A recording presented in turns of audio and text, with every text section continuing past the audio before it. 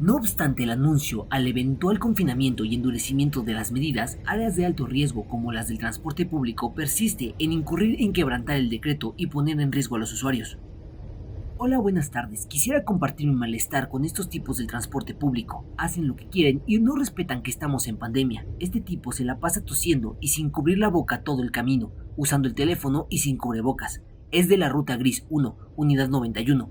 Es lamentable que para ello las reglas no existen. Así, el usuario hizo llegar la queja acompañada de un video de un poco más de 4 minutos. Pese a que aún se ve oscuro, se aprecia que la unidad circula por el libramiento.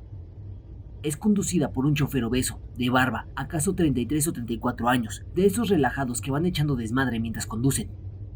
Y en efecto, el son del gallo, Valentín Elizalde, el convista habla con el manos libres y suelta carcajadas.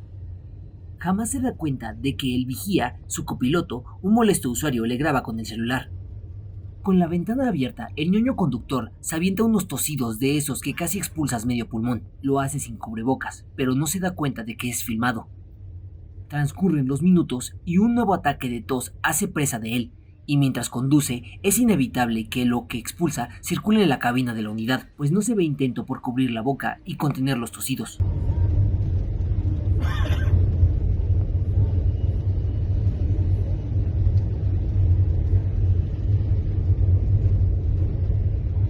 Con información de Juan Pacheco, Agencia Cuadratín.